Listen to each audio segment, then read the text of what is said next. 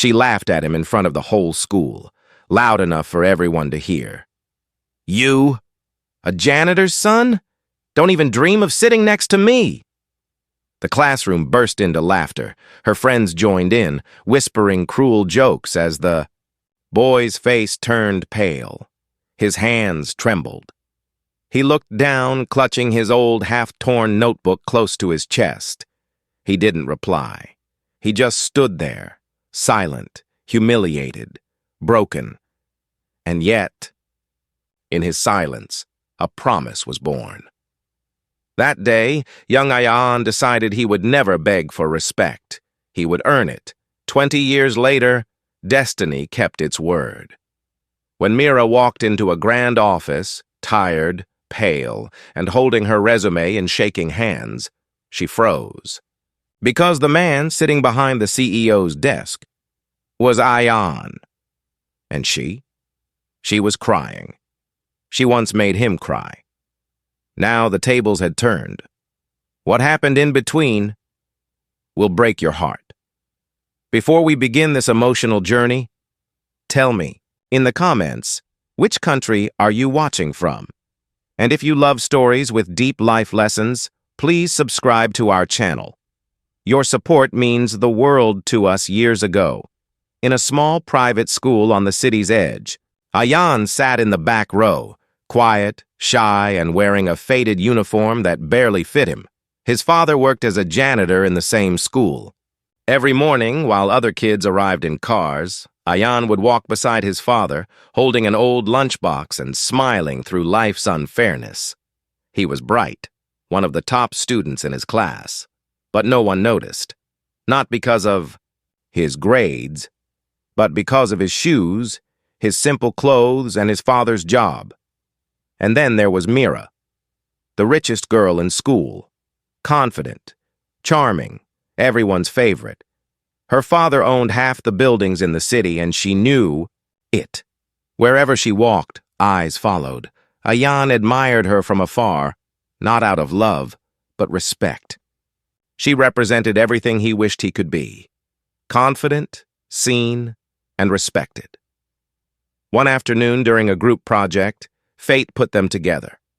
Ayaan nervously approached her desk. "Hey, I can help with the charts if you want," he said softly. Mira turned, her eyes scanning him from head to toe. Then, with a mocking smile, she said the words that would burn in his memory forever. "You, help me? Don't touch my things, janitor boy." The class erupted in laughter. Even the teacher looked away, pretending not to hear. Ayaan's throat tightened. He wanted to run, to disappear. But instead he lowered his head, picked up his torn notebook, and quietly walked out of the classroom. Outside, near the janitor's closet, his father was cleaning the floor. He looked up and smiled warmly, unaware of what just happened. Ayaan's eyes filled with tears as he whispered, "Baba, one day, I'll make sure no one looks down on us again." His father placed a hand on his shoulder and said softly, "Son, remember, people who insult others show their own emptiness. You just work hard. The world will bow to your honesty one day." Those words became his fire. From that day, Ayaan stopped caring about what others thought. He focused on his books, his dreams, his purpose. Every insult became fuel. Every tear became motivation. And while Mira continued living in her shiny, comfortable world, Ayaan began building his from the dust. He didn't know how he'd get there, but he knew one thing for sure. One day, she would know his name. B. Laughter of that day never left Ayaan's mind. It echoed inside him like a wound that never healed, a memory that replayed every time someone looked down on him. While other kids went home in cars, Ayaan would walk barefoot along the cracked road, his shoes worn thin, his heart heavy. But every time he saw his father waiting near the school gate, old, tired, yet smiling with pride, something inside him softened. His father's name was Rashid, A man who never complained about cleaning other people's messes, never envied the rich, and always said, "Son, our hands may get dirty, but our hearts must stay clean." Those words became Ayaan's compass. Days turned into years. Ayaan studied harder than anyone else in his class. He'd stay up late, reading borrowed books under a dim streetlight while his father mopped the school corridors at night. Sometimes the security guard would find him asleep beside a pile of notebooks, head resting on his backpack. He didn't have new clothes. He didn't go to parties, but he had dreams. Big ones. Mira, on the other hand, never noticed. She and her friends ruled the school like royalty. Loud laughter in the hallways, expensive perfumes, and endless gossip about money and fame. To her, Ayaan was invisible, a background shadow in her perfect world. But fate doesn't stay still, forever. One winter morning, tragedy struck. Rashid fell ill. Years of working in harsh conditions finally caught up with him. Ayaan rushed him to a government hospital, a place where the smell of medicine mixed with helplessness. Doctors said they'd do their best, but days passed, and Rashid grew weaker. One night, as Ayaan sat beside his father, holding his cold hands, Rashid smiled faintly. "Don't cry, my son. I may not see it, but you will shine. Just remember, dignity isn't given by money. It's earned by respect."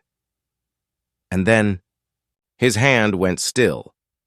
Ayaan's world shattered. He buried his father with his own hands. No relatives, no crowd, just silence and a broken boy. But that night, standing under the stars, he made a promise. "Baba, I'll make you proud. One day, your name won't be forgotten."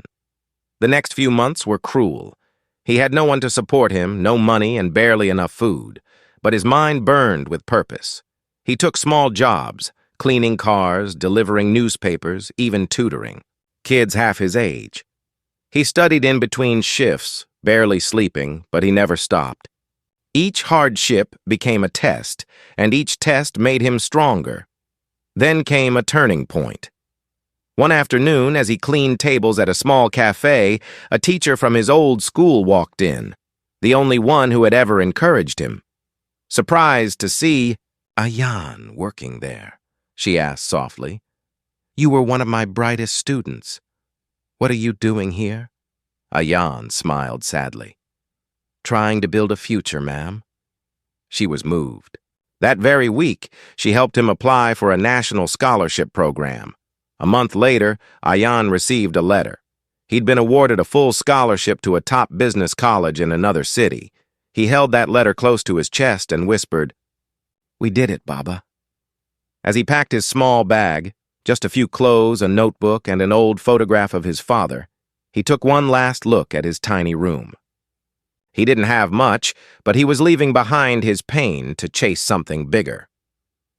That night, as the train moved through the darkness, Ayaan looked out the window, tears shining in his eyes.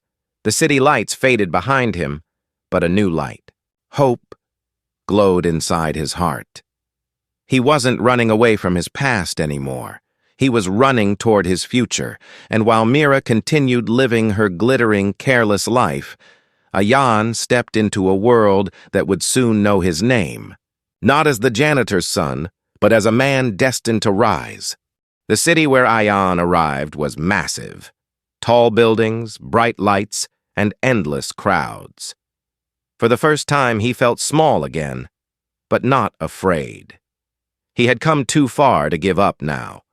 The scholarship covered his tuition, but not his living expenses.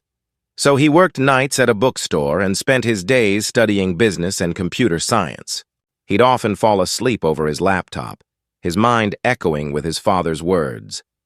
Dignity isn't given by money. It's earned by respect. He lived in a shared hostel room with 3 other students. Some laughed at his simplicity, but some admired his discipline. Every failure, every long night, every hunger pang became another brick in the foundation of his future. Years passed. Ayaan graduated top of his class. During his final semester, he developed a small software project, a digital platform that helped connect small street vendors with customers directly. He called it Nexalink, connecting the unseen. It started as a class project, but soon local markets began using it. Within months, word spread. Investors called. Ayaan, the janitor's son, was suddenly sitting in meetings with millionaires. But he never forgot where he came from. He didn't buy luxury cars or designer suits. Instead, he reinvested every penny into expanding his company and creating opportunities for others like him. The unseen, the unheard, the underestimated. Meanwhile, Mira's life had taken a different turn. After her father's business collapsed, due to financial scandals, their family's empire crumbled. Luxury cars were sold, the mansion was auctioned. Friends who once surrounded her vanished overnight. She searched for jobs, but no one wanted to hire someone with a tainted family name. Her once perfect world was gone, and for the first time in her life, she understood what struggle felt like. While Ayaan was rising, she was falling. Years later, Nexalink Technologies became one of the fastest-growing firms in the country, known for its innovation and social responsibility. News channels began calling Ayaan a self-made visionary.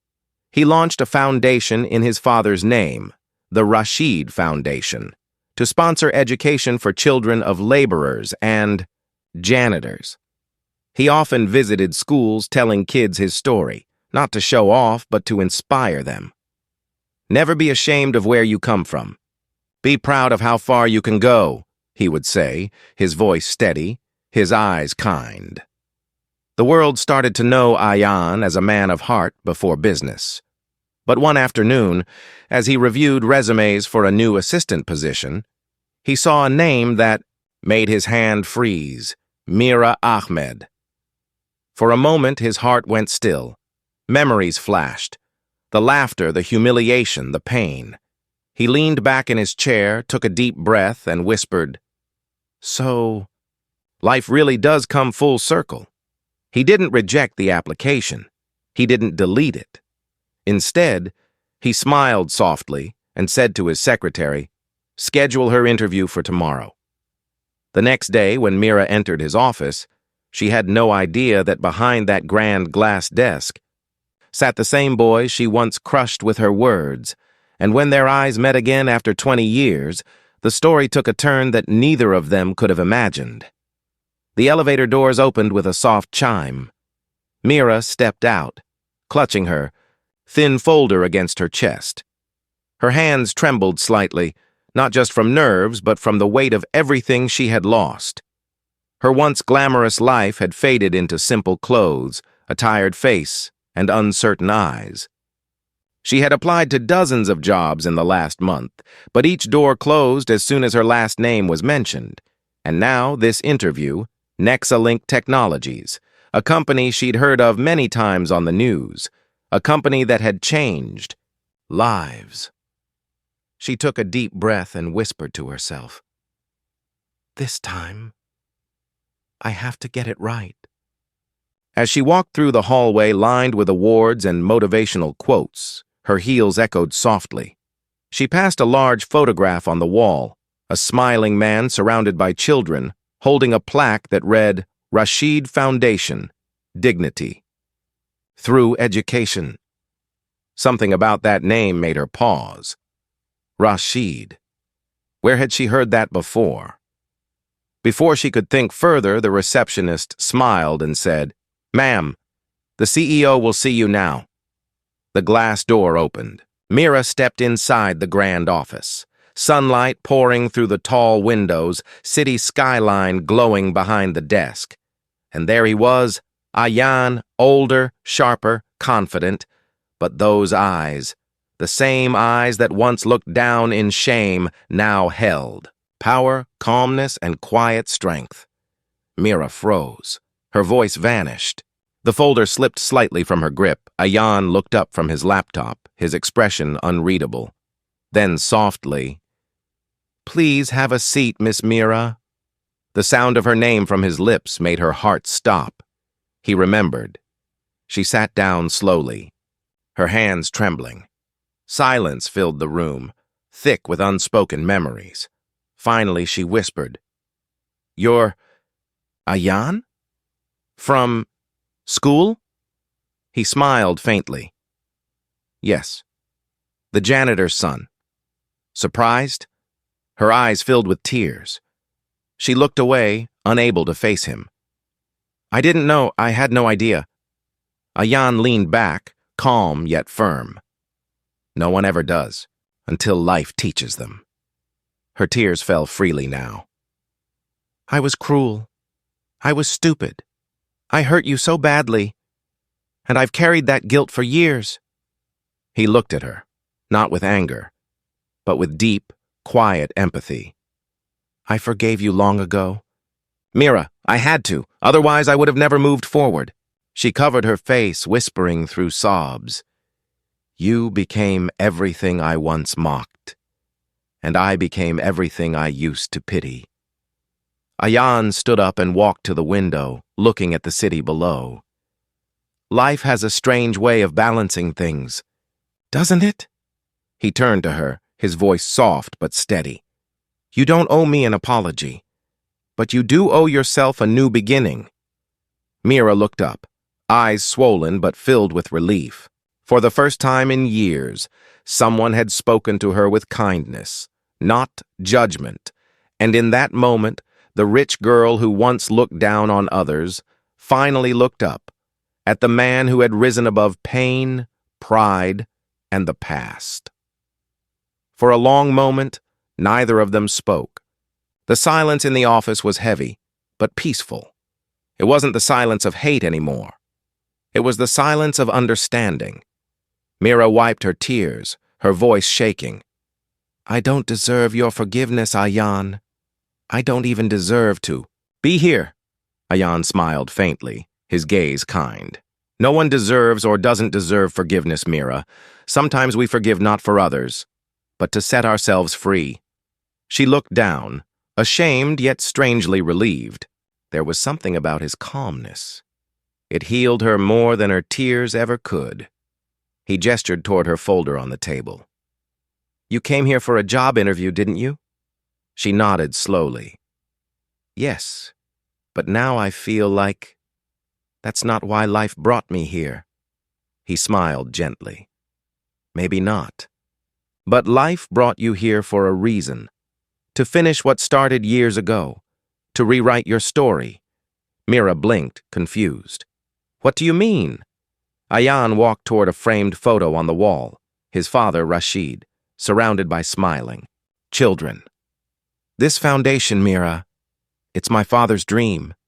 We help educate poor children, especially those whose parents work as laborers, cleaners, janitors, people like him." He turned back to her.